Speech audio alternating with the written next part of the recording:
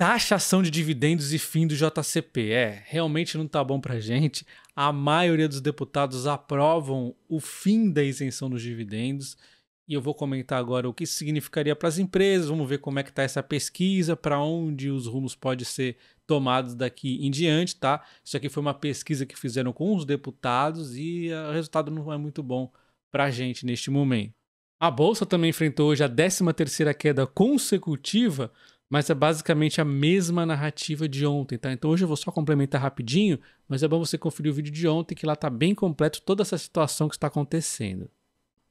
Então, como ontem nós falamos de macroeconomia e continua aquele mesmo cenário, hoje a gente vai dar uma olhadinha nos gráficos. Isso aqui é só complemento, tá? Eu não opero por conta de gráfico, não, mas é assim, é por curiosidade. Então a gente tem aqui, ó, a linha de médias móveis. Quando a média móvel amarela aqui de 9 dias cruza a de 21 dias para baixo, a azulzinha, já é um mau sinal. Quando cruza de 100 dias para baixo, aí é muito ruim, é uma queda infinita. Então, quando acontece o contrário, olha só que bonitão, sobe infinito. Há pouco tempo aqui nós cruzamos a primeira de 21 dias para baixo, já indicando, olha só, a coisa tá ruim mesmo, tá? Já são 13 dias de queda, né? E nós estamos chegando muito próximo de cruzar a de 100 dias de novo aqui para baixo. E aí pode ser que nós indiquemos realmente uma queda bastante forte. Isso falando de gráfico, tá, pessoal? Só um complemento, vamos deixar bem claro isso. Por curiosidade de estar fazendo isso, tá? E aí tem outro ponto que pode ser a salvação, que é esse suporte aqui, ó. Vamos passar uma linha aqui, ó. Essa linha aqui é uma linha de suporte. E o Ibovespa, ele tá segurando aqui, ó, um suportezinho do passado. Então, talvez ele aguente aqui e exatamente comece a dar uma retomada, né? Não é possível que vai ficar caindo para sempre. Ou, como eu já disse, se ele perder esse suporte, aliado a um cruzamento da média móvel de 100 dias para baixo, graficamente seria um mau momento. É só estamos olhando aqui de curiosidade, tá? Se você quer saber mais sobre essas quedas, veja o vídeo de ontem, tá bastante interessante, vou deixar o card aqui em cima. E agora vamos para esse tema chato que é a taxação dos dividendos e o fim do JCP. Então vamos começar com a pesquisa e depois o avanço em desdobramentos posteriores, tá? Inclusive no quanto poderia impactar os dividendos para a gente. Então, 62,61% dos parlamentares consultados aprovam o fim da isenção de taxação de dividendos, sendo que 57% eles aprovam que também tenha uma redução na carga tributária das empresas, que é o óbvio, né? Se não fizer isso aqui, pelo amor de Deus, fecha o Brasil, né? Não tem como. 5,61% desses deputados aqui são socialistas, porque como é que você vai tirar a isenção de dividendos, ou seja, você vai estar penalizando a empresa em mais impostos, indiretamente é isso que acontece. E aí você não reduz o imposto do outro lado, aí é maluquice, né? Então, 5,61% tinham que morar na Venezuela para ver como é bom, e os 57% que ainda assim aprovam a taxação de dividendo com isenção de IR para as empresas, depende de quanto vai ser essa redução de IR, né? Porque a gente tem, já vamos ver como é que estavam os números do Guedes, assim, tá no limite do aceitável, não é muito legal aquilo. Seria melhor se fosse ainda mais positivo que aquilo, que eu acho bem difícil acontecer, mas a gente já vai falar disso, tá?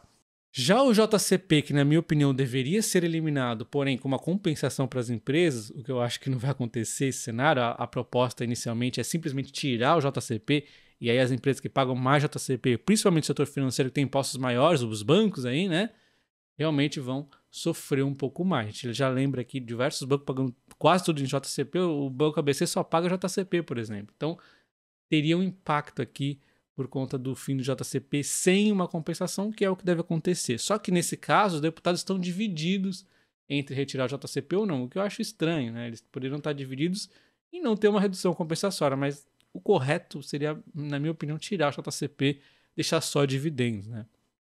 E aí, exatamente, diminuir um pouquinho os impostos de alguma forma, mas é difícil de reduzir os impostos no Brasil, né?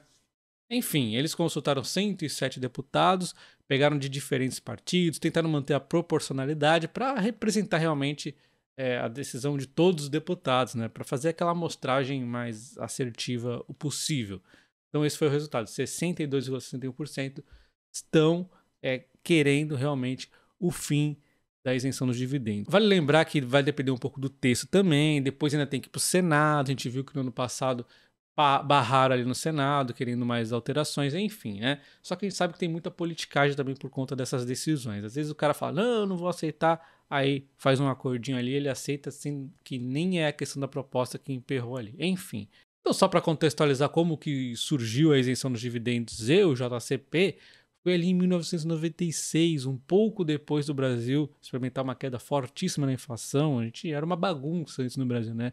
Só mesmo os fortes para investir naquela época, como o Barça. Então, inflação maluca e tudo mais. E aí a gente experimentou uma forte queda na inflação e para dar um passo além, foi criada a isenção dos dividendos e o JCP, para incentivar exatamente o investimento aí das empresas, também na renda variável. O JCP ainda foi um propósito mais específico. Ele era um juros sobre capital próprio. As mudanças tinham o objetivo de desonerar o capital e assim incentivar a capitalização das empresas. A ideia era reduzir as distorções provocadas pelo modelo clássico de tributação, como observa o economista Sérgio Gobetti. O problema é que esse modelo incentivou empresas e principalmente bancos a transformarem executivos em sócios, assegurando-lhes, portanto, remuneração isenta de IR. No início, chamada pejotização, afetava mais as grandes empresas. Depois foi chegando as empresas menores, viram essa pejotização como uma oportunidade, uma forma de diminuir os elevados custos laborais do Brasil. Então aqui que a gente tem que refletir que não é só de bolsa que estamos falando de empresas do Brasil, ou seja, tem empresa listada na bolsa, tem empresa que não é, tem grande, tem médio, tem tudo, né? Então, esse fluxo de dividendos isento é aí que, os políticos gostam de confundir o pessoal dizendo que vão taxar os ricos. Na verdade, não. Eles sim estão fazendo algumas exceções para as pequenas empresas, mas ninguém fala dos investidores na bolsa, que na verdade, se você for parar para pensar, eles são os menores empresários do Brasil, né? Às vezes tem uma fatiazinha de nada, esses aí ninguém tá nem aí, né? Então, primeiro problema, eles falam muito, nos Estados Unidos tem dividendo de 20%, não é bem assim, lá eles têm uma faixa de isenção, olha só aqui, começa em 0% até $44.600, tá? Isso é uma pessoa solteira, se for casada, dobra aqui praticamente. Então, eles ignoram isso, essa faixa de isenção. Depois ainda vai aumentando para 15%, é uma outra faixa. Olha só quando que você vai pagar 20%. Acima de 492 mil. É muita grana. Então, quem é americano, mora lá, nasceu lá, vai ter essa faixa de isenção de dividendos. É isso que tinha que ser feito no Brasil. Cadê essa faixa de isenção? Ninguém fala nisso. Eles dão de louco, não comentam isso. Então eles ficam falando dos Estados Unidos, mas lá eles protegem o investidor americano. Aqui eles estão nem aí. Quem vai ganhar R$10 de dividendos vai ser taxado na bolsa. Da mesma forma que quem ganha bilhões. Então essa é a verdade. Não tem faixa de isenção nenhuma. Eu não vejo qual é o motivo de dizer que isso é em busca de igualdade. Igualdade no quê? Né? R$10 é igual a 1 bilhão? Não é. Então, só para mostrar como estava a questão dos dividendos taxados com o Guedes, estava reduzindo 1% no CSLL para as empresas não financeiras e diminuindo aqui de 15% para 8% o IRPJ, tá? Diante desse fluxo, nós teríamos aqui o lucro antes dos dividendos, antes de pagar os dividendos, aumentando em 10,5%. Então, a empresa acaba ganhando, mas conforme ela vai pagando dividendos, ela vai pegando fluxo de imposto de 15%. Então, quanto mais dividendos ela paga, pior vai sendo. Então, um ponto de equilíbrio para ficar 0-0 em termos de lucro final para a empresa seria um payout de 63,5%. Ou seja, as empresas não financeiras que estiverem pagando payouts acima de 63,5% estariam, então, perdendo aqui, estariam perdendo o seu lucro, porque estariam pegando um caminho de impostos maiores, tá? Olha só um exemplo. Se a empresa pagar aqui 90%, que não é tão difícil encontrar em elétricas, teria uma perda no lucro de 4,4%, enquanto se pagar 100%, uma perda de 6,1%. Então, realmente, não é tão simples dizer só as empresas investir. As elétricas, por exemplo, são empresas que investem quando tem momento para investir. Elas costumeiramente costumam pagar dividendos. É um fluxo diferente, né? Não é tão simples assim como eles falam. As empresas teriam altos impactos aqui. No caso dos bancos, muitas vezes eles acabam tendo payout um pouco menor, o ponto de equilíbrio até poderia ser interessante, é 74%. A gente vê o Banco do Brasil pagando payouts menores, por exemplo. Então, a partir de 74%, o lucro ficaria no 0 a 0. Com payouts menores, como o Banco do Brasil, olha, até sai ganhando 5,8%, né? Com payouts maiores, o banco paga 100%, aí teria o prejuízo de 4,4%.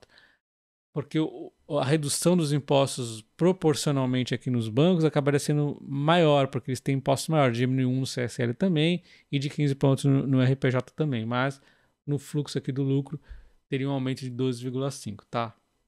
Só que a questão dos bancos é que eles têm aquele grave extra que é o fim do JCP, então eles acabam não pegando o fluxo deste dividendo aqui, sim o fluxo do JCP, que aí eles acabam também tendo um impacto adicional. Então acaba, na verdade, se seguir o rumo que talvez siga, todo mundo acaba perdendo um pouco. E se a reforma vier pior do que isso aqui, que já não era tão legal, aí vai ser uma porcaria, essa é a verdade. Então deixa o like no vídeo, comenta qual dessas empresas que estão aparecendo na tela você gostaria de um vídeo mais completo aqui no canal. As ações que perderem, talvez eu leve lá para os membros, então considere se tornar membro do canal. R$ 7,99, você tem acesso a vídeos exclusivos. Eu não sei se vocês têm o Banco Mercantil que o Barsi tem, e exatamente no dia que eu trouxe o vídeo dizendo que o Banco Mercantil tinha ficado para trás, foi o dia 14/6, desde então ele disparou infinito, né? Subiu aí, sei lá, uns 30%. Agora deu uma realizaçãozinha. Se vocês quiserem, pode ser uma ação interessante.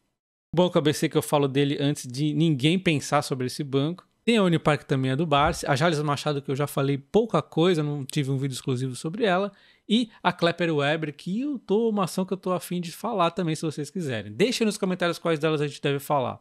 Um abraço.